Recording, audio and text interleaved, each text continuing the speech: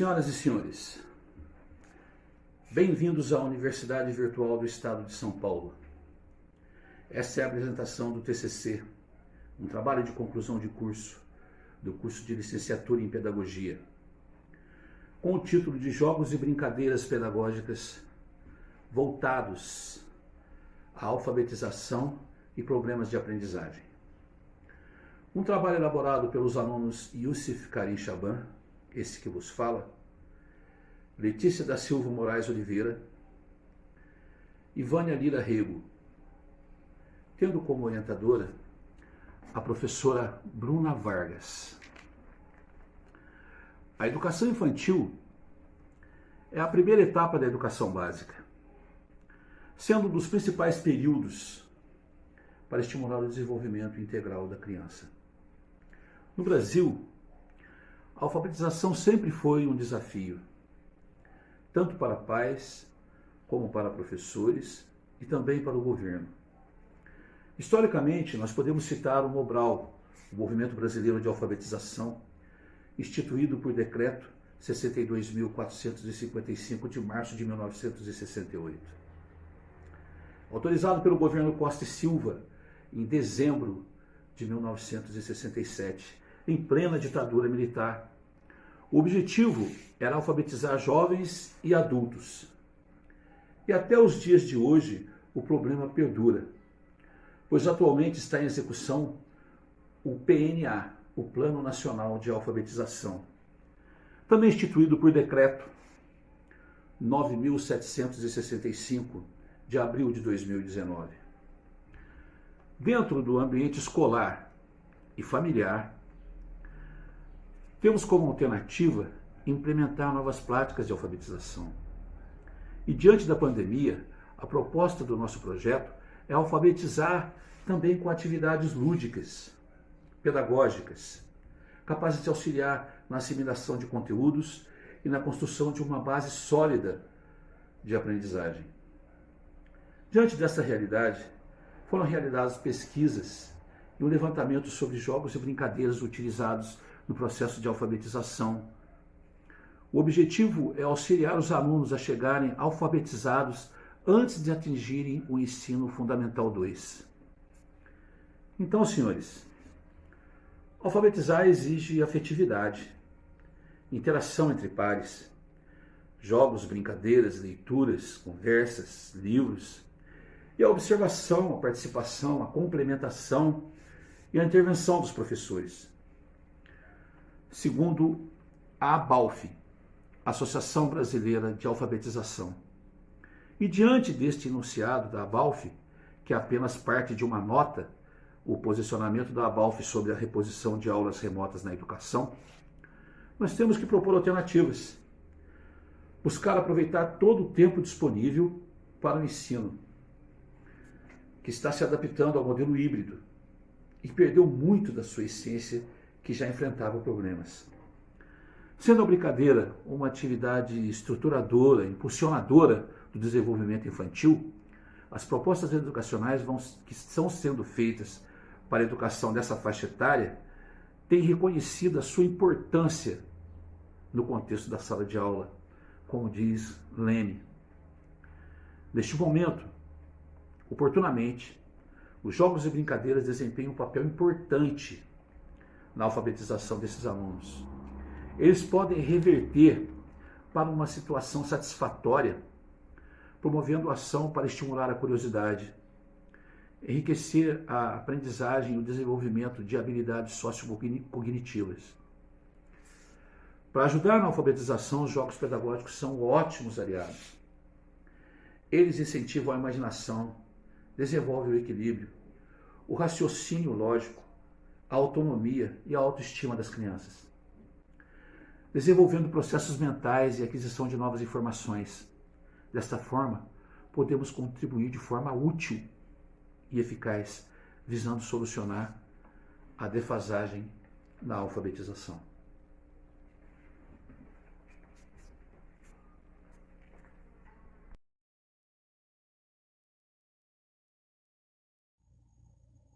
Quando uma criança apresenta um transtorno de aprendizagem, normalmente não é identificado pelo professor. O professor identifica a dificuldade e aí ele encaminha para a coordenação. A coordenação pedagógica, ela convoca os pais e mostra que pode ser que a criança tenha algum transtorno e solicita que os pais procurem os serviços especializados para ver se identificar se realmente a criança tem esse transtorno ou não.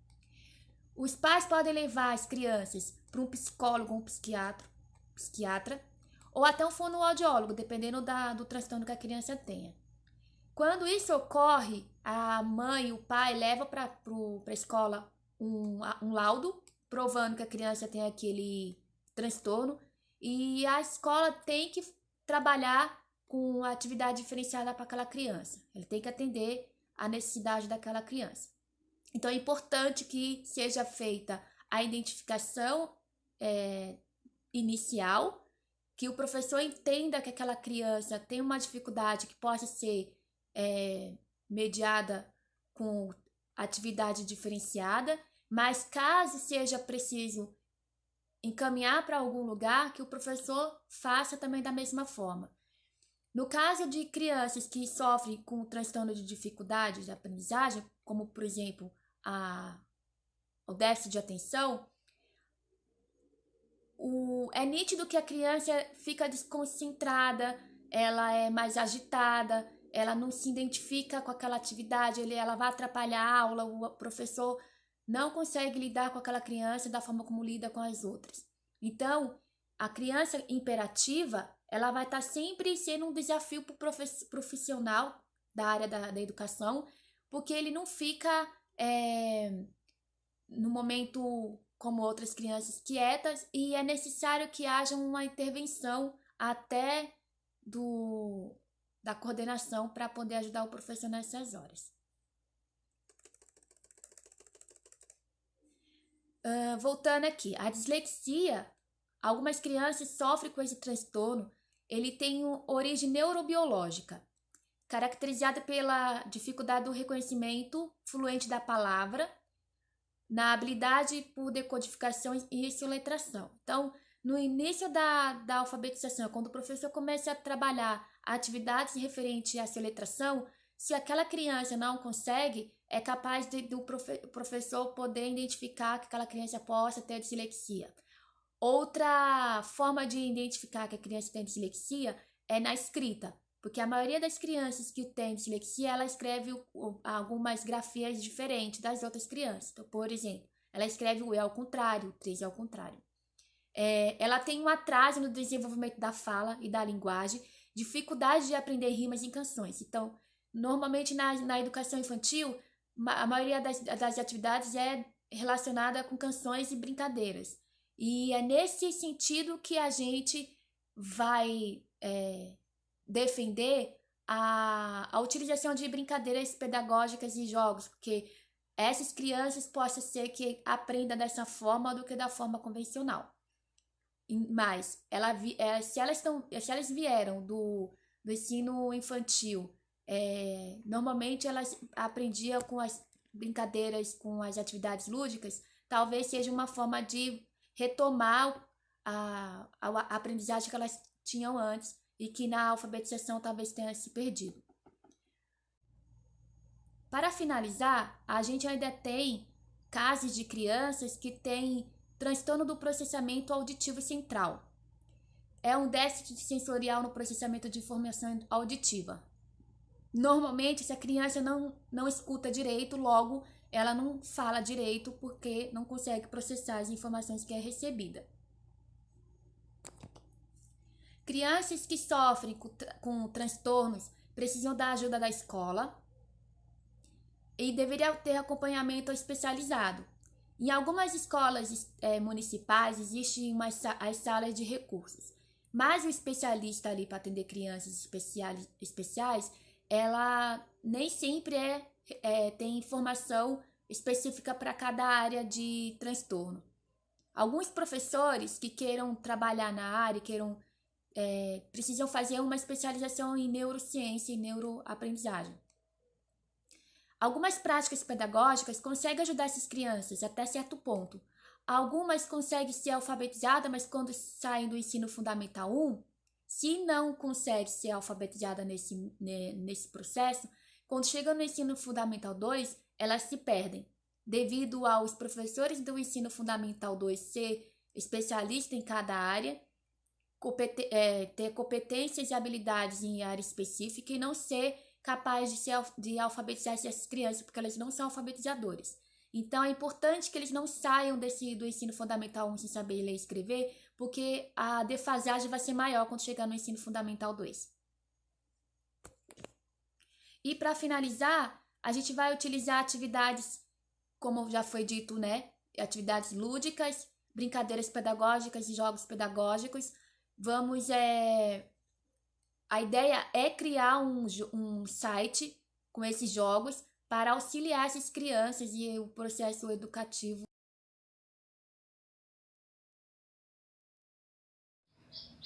Eu sou a Letícia e eu vou falar sobre o método de pesquisas que foi utilizado para realizar esse trabalho. Nós utilizamos a pesquisa qualitativa e quantitativa. A pesquisa qualitativa, ela busca entender o fenômeno em si, objeto da pesquisa, enquanto que a pesquisa qualitativa, ela busca informações através de dados numéricos, cálculos e porcentagens de uma comunidade. Geralmente é um grupo de pessoas que estudam ou trabalham com o assunto que está sendo estudado. Para a pesquisa qualitativa, nós optamos por fazer uma entrevista com uma professora do ensino fundamental 1, que leciona em uma escola pública do estado de São Paulo. E para a pesquisa quantitativa, nós elaboramos um questionário onde foi enviado para professores também do ensino fundamental e onde eles responderam e nos deram as suas opiniões referente ao assunto tratado neste trabalho. A entrevista foi realizada com essa professora. Nós questionamos referente às principais dificuldades dos alunos durante o processo de aprendizado e se a pandemia prejudicou esses alunos durante esse período. E a resposta dela nos esclareceu alguns pontos da nossa pesquisa e nos ajudou a ampliar o nosso campo de pesquisa. Um dos pontos mais destacados por ela é que muitos alunos apresentam alguma síndrome ou algum problema de saúde e que acaba atrapalhando o seu aprendizado. Isso também foi percebido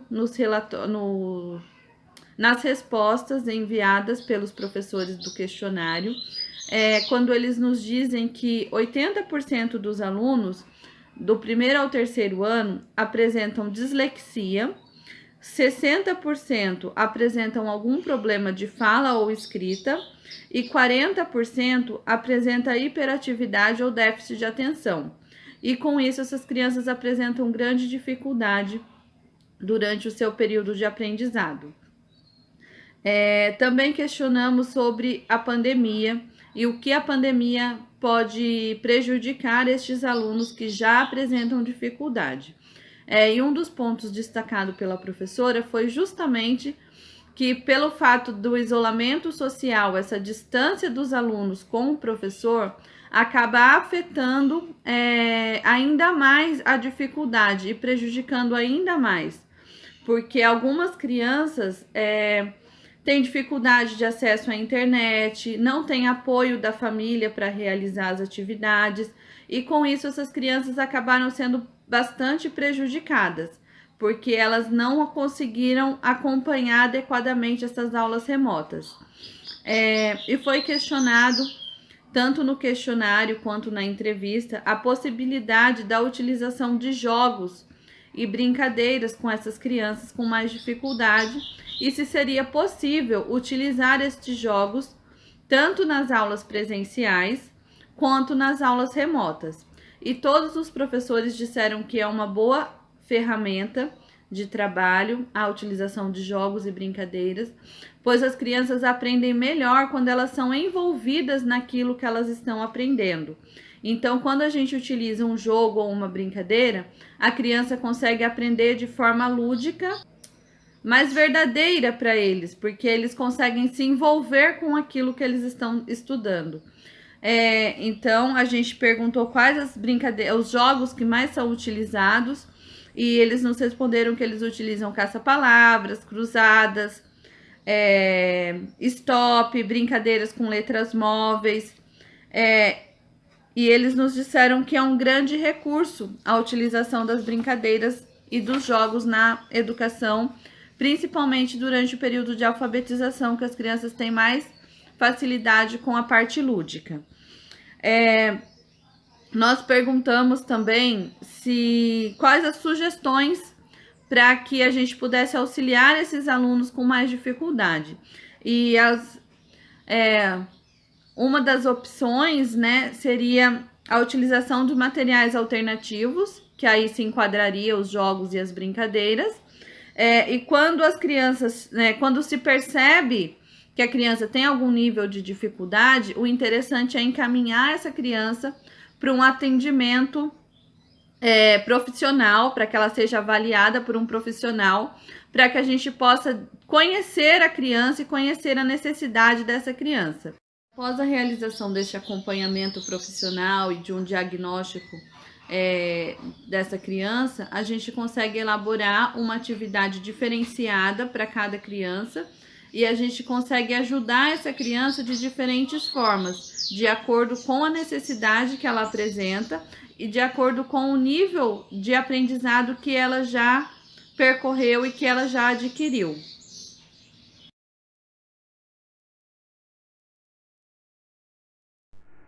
Senhores, então, levando em consideração tudo que foi proposto nesse trabalho, ao confirmar a importância dos jogos e brincadeiras, do desenvolvimento dos alunos, principalmente para os alunos com dificuldades de aprendizagem, que aprendem melhor quando são envolvidos com atividades lúdicas, como resultado dessa pesquisa, surgiu a proposta de criação de um site, um blog, onde os alunos e professores possam encontrar jogos pedagógicos que auxiliam no processo de aprendizagem, principalmente durante o período de alfabetização.